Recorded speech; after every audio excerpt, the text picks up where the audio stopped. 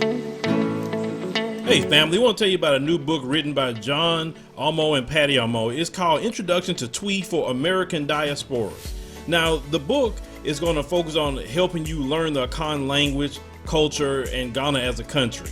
It's also a guide through Ghana's most widely spoken language. Now, the book is supposed to help develop your awareness of social customs, cultural practices, by combining historical, cultural, and social context with language training and grammar.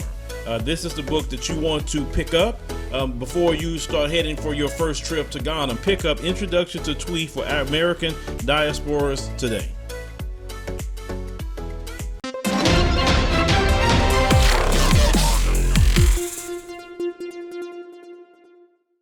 Peace family, Vicki Dillard here. So pleased that you've joined us here on African Diaspora News Channel. Please make sure that you thumbs up, that you like, and that you share this broadcast and this show. Thank you so very much.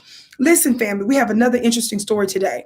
Now, you all know that the Black family, we're the most loving, the most kind. We support every other group. We fight for every other group, even though we know that many of our Black elders have told us repeatedly that we have no friends. Well, in the wake of us standing with all Americans, but particularly Asian Americans, even though some of the propaganda that was put out there tried to make it appear that we were intentionally trying to attack them. Of course, that was a lie. We've just gotten this breaking news, and I'm reading directly from USA Today, this piece that was just put out. Proud Boys saw a wave of contributions from Chinese diaspora before the Capitol attack. Listen,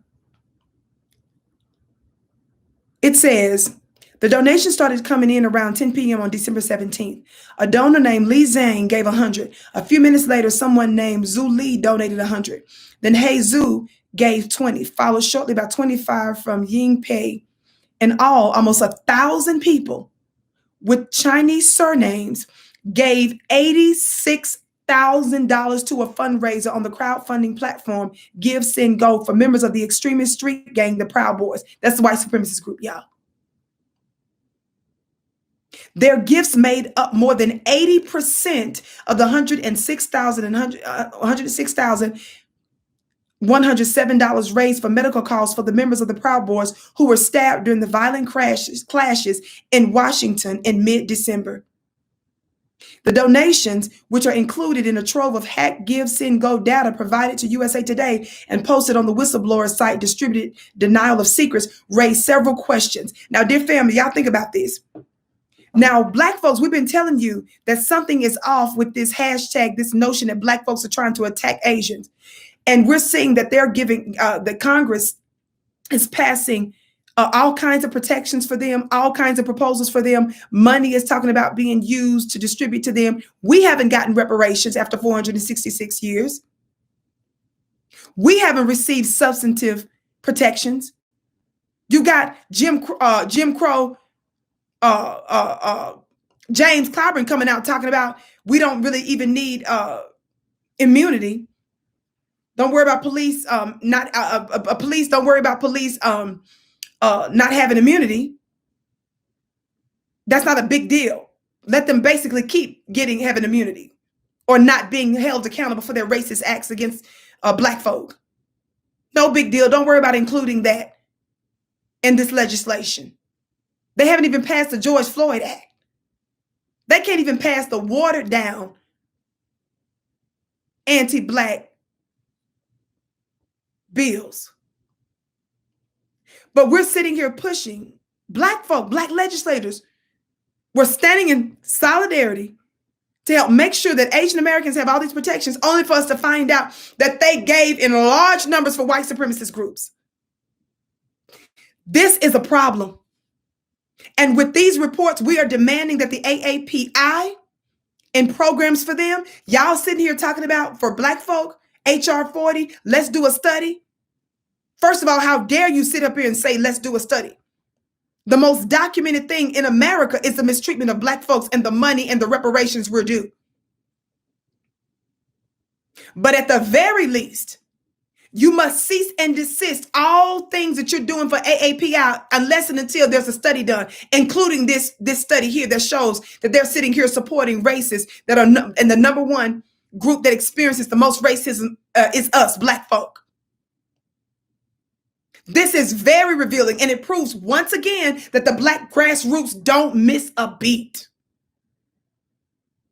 It proves that we are once again being undermined by folks who pretend to be our allies. But you are actually powering the white supremacists more than anybody when you economically give to them. And these are folk that was given around the world. Talk Black to me. We will not allow this to go without us calling this mess out. And again, it proves that we, the Black grassroots, are exactly right by exposing the agenda and letting you all know that something is fishy about all of a sudden Asian Americans are getting all of this money, all of this attention, all of these protections, and we are not getting money and protections. And I've explained before that a lot of this propaganda that was coming out, I believe came out in the first place because a lot of these different Asian businesses lost a lot of money during the pandemic. And a lot of Black folks are starting to shut down their stores because they attack us, they abuse us, they exploit us, they oppress us, they disrespect us. And so they've been fearful of experiencing more economic loss. And so one of the ways to justify them getting a bag and them getting certain economic benefits is to act like they're under attack. And so because they know that they benefit from white supremacy, one of the best ways to get white people, white legislators to help pass laws that's going to give them money and protections is to blame it on Black people. Somebody talk Black to me. I got the gavel today. Enough is enough. And y'all are being exposed left and right. Once again, this was from a hack organization. I keep telling you all, when these white supremacist police officers, remember these all kinds of leaks that are coming out, things that they never intended for us to know, you guys got to understand that these are the ancestors. This is the Most High that's allowing these secrets to come out. It's a new day. My name is Vicki Dillard. Thank you so much for tuning into today's War Briefing on the African Diaspora News channel. Make sure, family, that you follow me on Instagram at Vicki X Dillard. Follow me on Twitter at Dillard Vicki. Be sure, beloved, to join my weekly mastermind at clubvicki.com. It's a spiritual metaphysical group where you have direct access to me once a week to ask questions. I break down spiritual concepts. It's amazing. You don't want to miss it. Join today for only $1 for the entry fee. It's basically free for a month. Clubvicki.com. And after that, it's very reasonable. Clubvicki.com. Club V-I-C-K-I. I can't wait to see you. If you are over the age of 35, stop everything you're doing right now. After a lifetime of eating fatty foods, you may run the risks of a stroke or heart attack due to plaque buildup in your veins and arteries. To learn how you can reduce your risks, visit youthfountainlab.com. or call 1-800-853-7856 today. This may be a life-changing call for you or someone you love. Thank you, and we hope to hear from you. Thank you for watching, and make sure you subscribe to our YouTube channel and check out the African Diaspora News Channel app in the Google Play and Apple App Store.